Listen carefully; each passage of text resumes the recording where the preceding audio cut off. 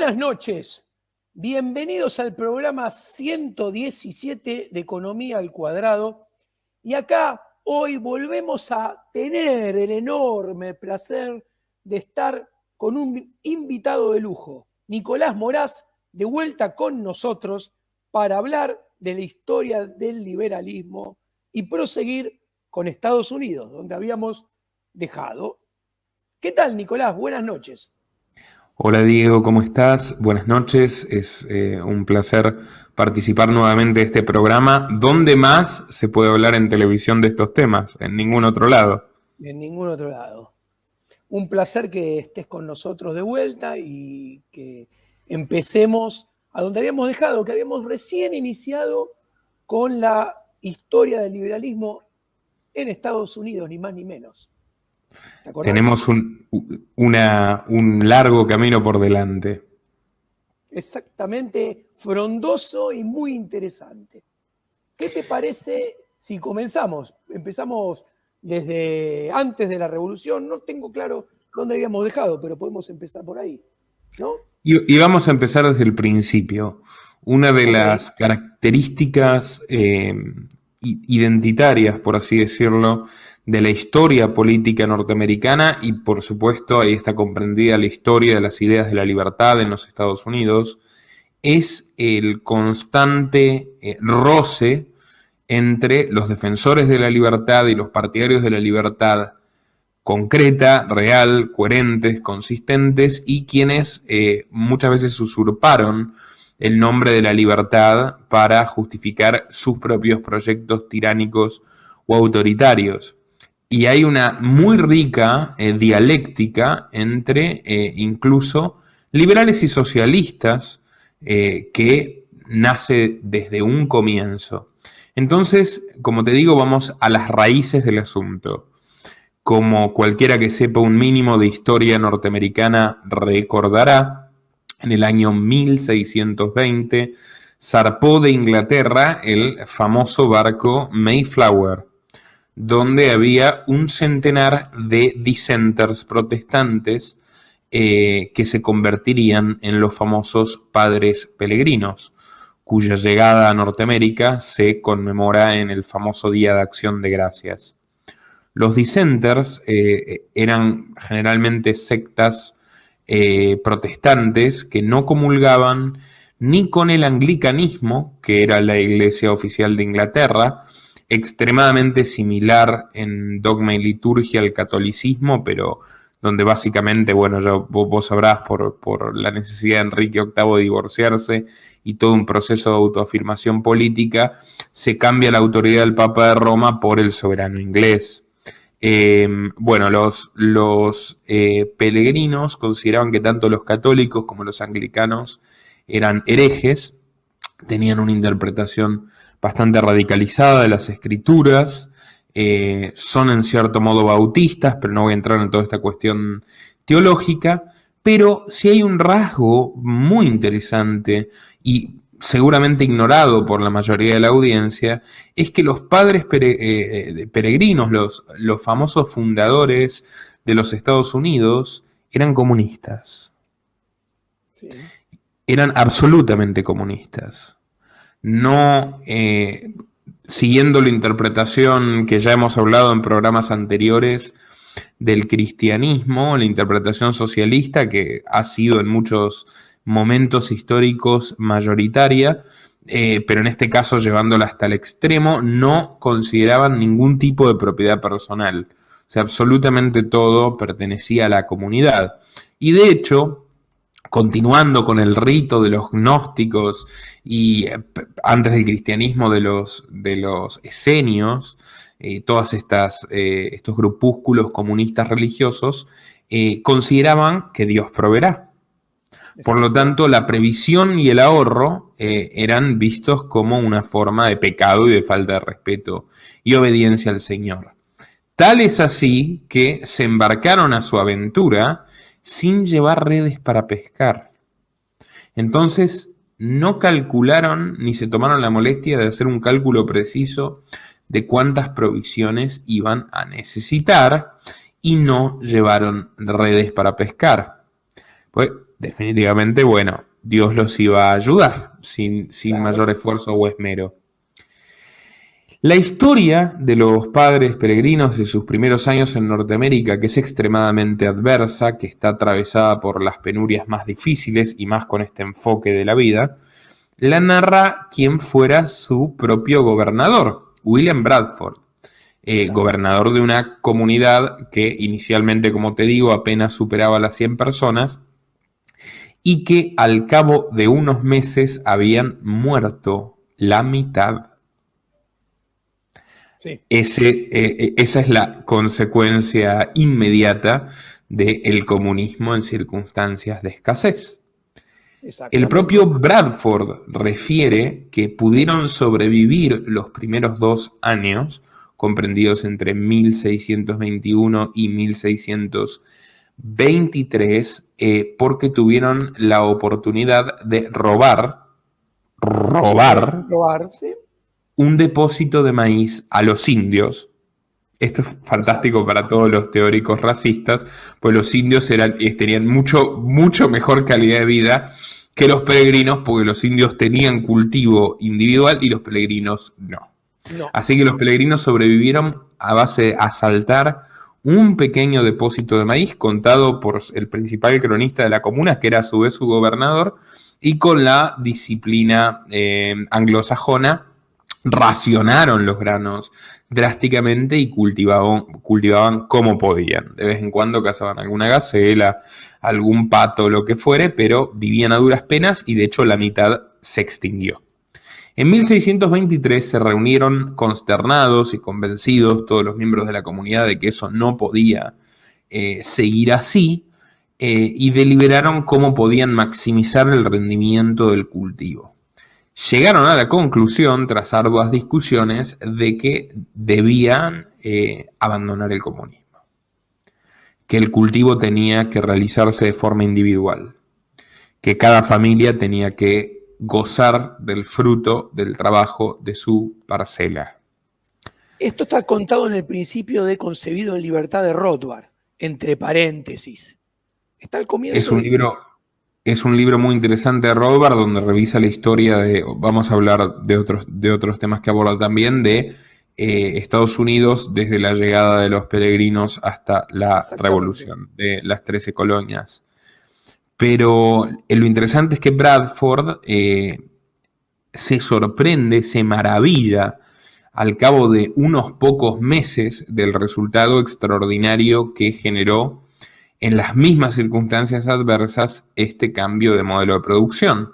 Y él mismo afirma que las manos se tornaron mágicamente más industriosas, que las mujeres y los niños que alegaban debilidad comenzaron por su propia voluntad a trabajar codo a codo con los padres de familia, y que ellos nunca se habían planteado siquiera que esto iba a suceder, porque fíjate qué considerados que eran, obligar a las mujeres o a los niños a trabajar les parecía Trabajar. una opresión y una tiranía terribles, pero desde que el cultivo se hizo individual y cada familia pudo disfrutar del fruto de su trabajo en vez de tener que repartirlo con los demás, hasta las mujeres y los niños se pusieron a trabajar. Entonces, ahí tenés como en la génesis de Estados Unidos existe una adopción al, si querés, al capitalismo de la forma más rústica que se puede imaginar, por obligación de las circunstancias. Pero en realidad la ideología fundante de los Estados Unidos es el puritanismo comunista para los Sí, amantes exactamente. del país del norte. Luego, el siguiente... Sí. Perdóname, ese viraje que vos estás comentando muy acabadamente tuvo una implicancia a futuro muy importante. Ese viraje del comunismo hacia la división del trabajo y la acumulación de capital que les permitió sobrevivir, los marcó a fuego desde el inicio. Fue muy importante. Completamente, completamente. Y bueno, si para seguir con el próximo capítulo, que me parece que vale la pena reseñarse sin asfixiar demasiado a la gente, entran en acción los cuáqueros. O sea, otra vez se entrelaza la historia de Inglaterra y la historia de los Estados Unidos. Estamos hablando de una nueva sociedad religiosa, de hecho, denominada hasta el día de hoy la Sociedad de los Amigos, que es definitivamente una revolución en términos teológicos en Inglaterra. El hijo de un importante almirante, que de hecho había sido reconocido por salvarle la vida de un posible naufragio al rey, es junto con William Fox, William Penn. Fox y Penn son los fundadores de la Sociedad de los Amigos. Fox de hecho es el primero, pero Penn es el que realiza, el hijo del almirante, realiza el mayor esfuerzo divulgativo.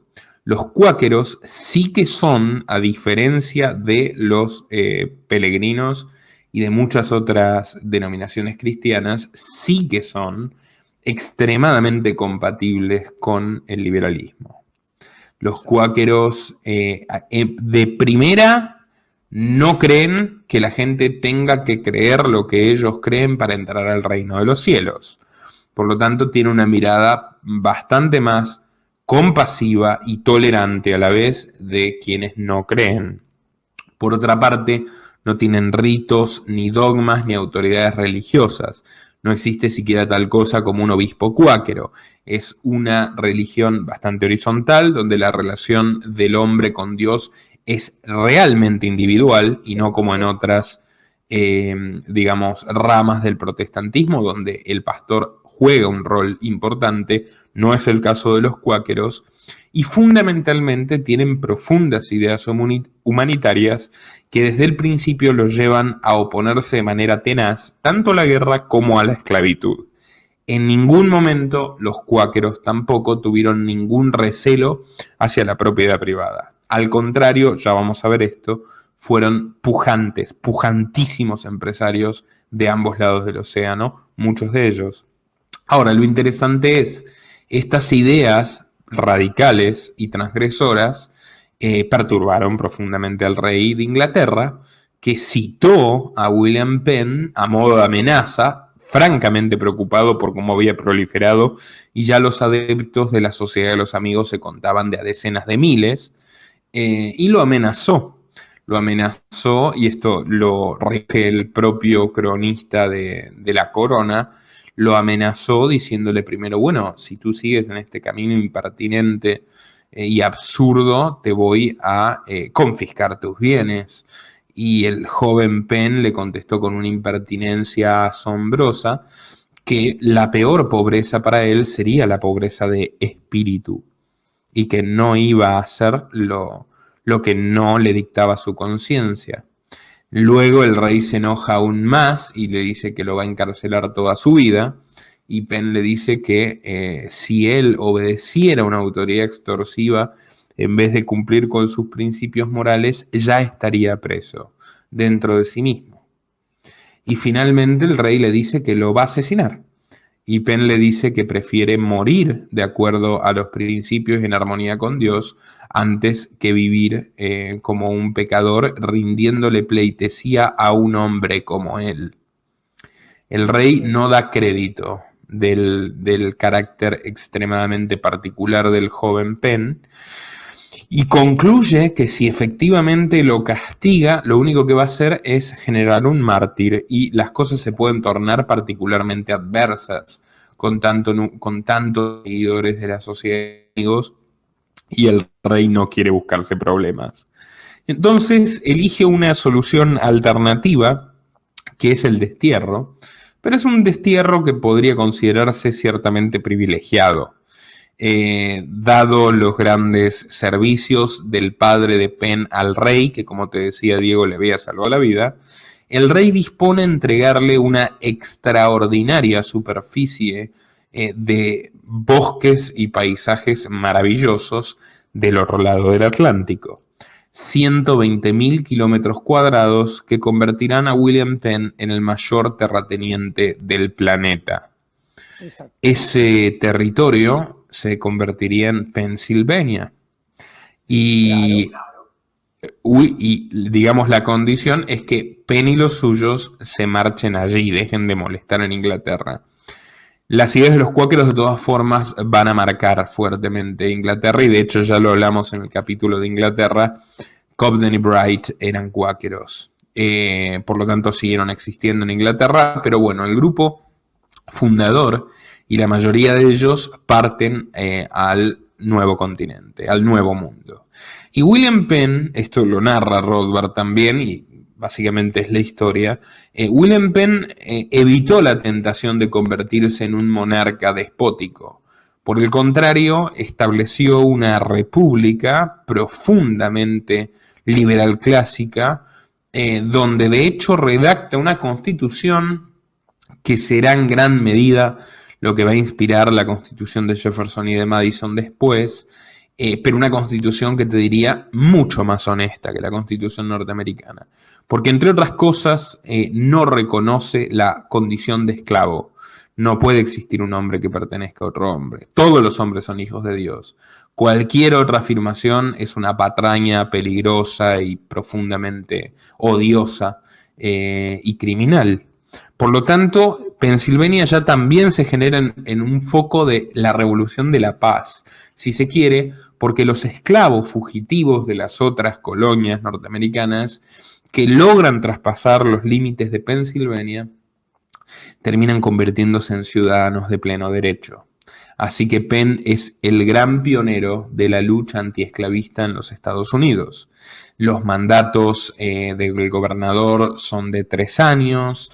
Digamos, la regulación de los ciudadanos sobre el poder es absoluta, la libertad de comercio es absoluta, tienen algunas cuestiones discutibles propias de religiosos, regulaciones y ordenanzas de ebriedad y cosas por el estilo, pero bueno, no muy diferentes a lo que existía en el resto del mundo, y sin embargo, también es un estado donde prácticamente no existen impuestos, y de hecho, en este clima y con esta base cultural, fíjate, digo, lo importante que es esto, o sea, tanto en los Padres Peregrinos como en Pensilvania, la cultura imperante es lo que determina las condiciones de comunismo o de libre mercado. O sea, realmente no hay una fuerza del Estado que sea determinante en ninguna de estas dos comunidades nacientes, sino que lo que realmente impera es lo que puede ser la conciencia de los miembros de la comunidad en el modelo económico.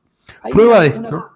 Te quería comentar una cosa. Hay un elemento adicional, o sea, hay una suma de cosas que permiten, ¿me escuchas bien?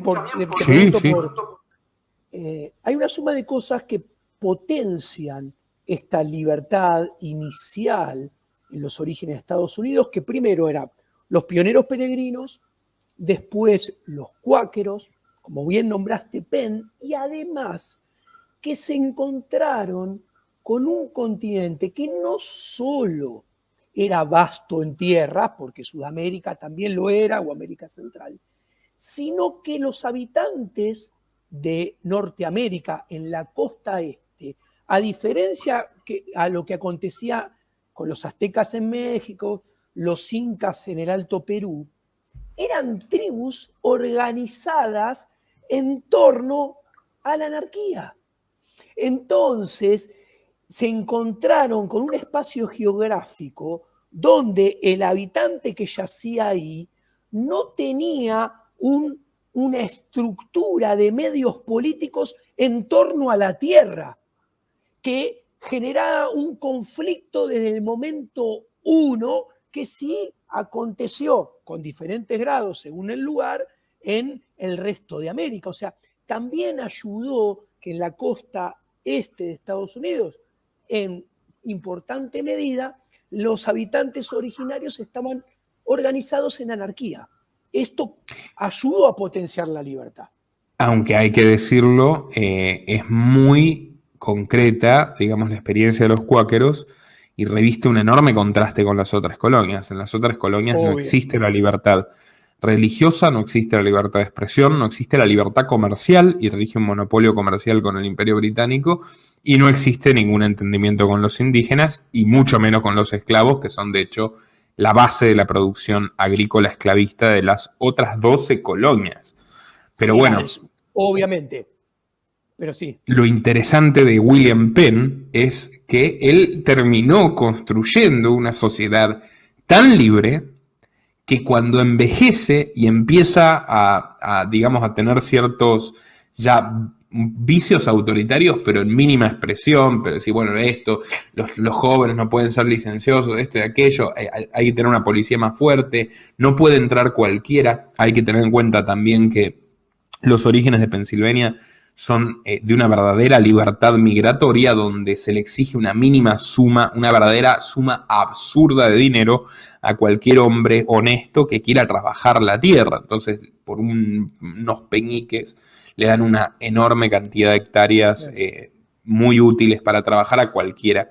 Bueno, Penn con los años empieza a envejecer, viaja a Inglaterra también, tiene presiones del gobierno inglés, quiere aumentar impuestos, quiere aumentar, si querés, el peso del Estado, y lo que obtiene a cambio es una rebelión extraordinaria, que sus propios, digamos, los propios habitantes de Pensilvania se rebelan también de manera pacífica y no admiten cambios en el modelo social que les ha generado tanta prosperidad y tanta alegría. Y sucede un periodo de 9 años, que esto lo recoge Rothbard en Concebido en Libertad, 9 años de perfecta anarquía.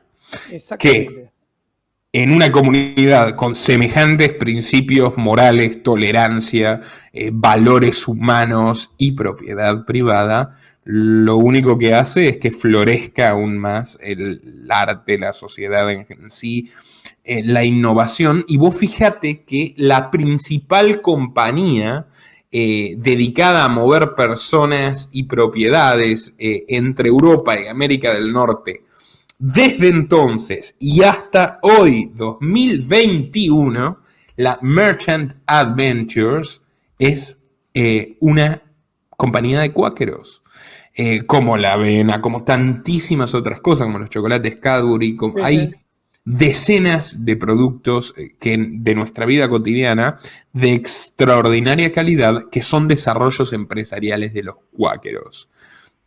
Es muy interesante realmente el caso de los cuáqueros. Bueno, yo de hecho cuando te dije la acotación de la anarquía me refería a los pueblos originarios del noreste de Estados Unidos, para decirlo.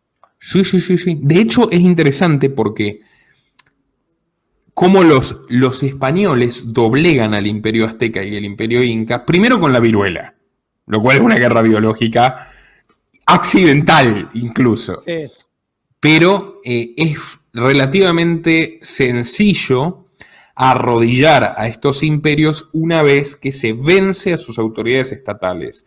Porque tengamos en cuenta que los aztecas y los incas, los mayas en mucho menor medida, fundamentalmente los aztecas y los incas, son sociedades expoliadoras, guerreras, invasoras, socialistas, y el caso de los incas es directamente comunistas teocráticos en un modelo sorprendentemente similar al juche de Corea del Norte en la actualidad, y que viven, como los espartanos, de la explotación de otros pueblos indígenas. Entonces, no solo venciendo al Estado debilitas a una sociedad profundamente estatista, sino que te servís desde el día 1 de todos los enemigos que han cosechado. Los indios americanos no eran así, como vos lo señalaste, y por eso fue muy difícil torcerles el brazo porque tenían el principio federativo. De hecho, fueron durante mucho tiempo una confederación de tribus anarquistas. Entonces, es mucho más difícil vencer una constelación de sociedades unida voluntariamente que destruir un imperio fundado en la explotación. Y reemplazarlo por otro. Pero bueno, el caso es que tenemos 5 minutos más. Luego, sí, un salto en la historia. Bueno, Pensilvania en sí la terminan lentamente subordinando los ingleses, que son los que, a medida que crece su interés en las tierras del norte, que en principio son colonizadas casi que por accidente, por estos loquitos comunistas que escapaban del autoritarismo religioso anglicano, a medida que va creciendo su interés en las colonias, crece la presión sobre Pensilvania y las imposiciones de la metrópoli de Londres. hijo de un cuáquero inglés, nacerá Thomas Paine, que lo hemos aludido en capítulos anteriores, pero vale la pena volver a refrescarlo. Thomas Paine, inglés, que viaja a Estados Unidos, que de hecho se radica primariamente en Pensilvania, imprentero, periodista, filósofo, empresario, es la figura paradigmática del liberalismo clásico de los Estados Unidos. No tengas duda. Es el hombre que más arriesga siendo inglés y siendo un pequeño burgués, no un aristócrata puritano esclavista como el resto, como Washington, como Jefferson, como Madison. Es el que más arriesga emprendiéndose en la guerra de independencia. Que bueno, recordaremos que tiene un origen el Tea Party, que es básicamente el boicot a los impuestos al té y a los aranceles y al monopolio comercial estadounidense. O sea, básicamente las guerras de independencia de toda América, y esto sí que hermana a Norteamérica y Sudamérica, son guerras que inician con el propósito de la libertad comercial y de abolir los sistemas de privilegios, de castas, en España propiamente dichos, en Estados Unidos la sumisión de los colonos a los ciudadanos británicos. Entonces son revoluciones liberales que terminan en muchos casos pervirtiéndose. La norteamericana no solo no es la excepción, la norteamericana es tal vez la expresión más pura de la perversión del propósito declarado. El propósito declarado es la liberación social más completa, la instauración de una república profundamente liberal, tolerante, abierta, etcétera. Y en realidad, al poco tiempo que se concluye la guerra, no quiero andar demasiado en la guerra porque para eso están los libros de historia, el curso que se toma por parte de la clase dirigente, que son todos los padres fundadores, incluido Franklin y Jefferson, que son reivindicados como liberales y dejan muchísimo que desear, salvo Paine, es un curso al autoritarismo. Me gustaría rápidamente hacer algunos comentarios de Thomas Jefferson. Dale. Y ya terminamos con este episodio. A Thomas Jefferson hay que entender, no solo era un esclavista, no solo era uno de los esclavistas más importantes de Estados Unidos, no solo su defensa de la esclavitud era profundamente racista, completamente reñida con las ideas de Paine, al que consideraba hipócritamente su influencia, las ideas de los cuáqueros y la idea de muchos otros pensadores británicos y norteamericanos de su tiempo. Era profundamente una defensa utilitaria. Violaba a sus esclavas, tenía una concubina con la que tuvo 6 hijos naturales, algunos murieron, supuestamente los primeros asesinados por el propio Jefferson.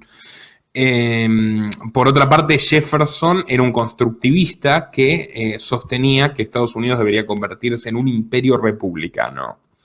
Era republicano como lo eran los jacobinos, tal vez no tan autoritario de guillotinar a cualquier opositor, pero de hecho persiguió a muchos opositores siendo presidente, porque hay que recordar que de 1801 a 1809 Jefferson fue el presidente de Estados Unidos y violó absolutamente todos los puntos cardinales y fundamentales de la Constitución, aumentando la deuda, sentando las bases de la futura invasión a Canadá, que se va a llevar a cabo en el gobierno de quien fuera su canciller Monroe. Y bueno, si querés vamos a seguir hablando de esto en el próximo programa porque nos queda muy poco tiempo. Dale, te agradezco mucho tu participación y nos vemos en el próximo programa. ¿Qué te parece?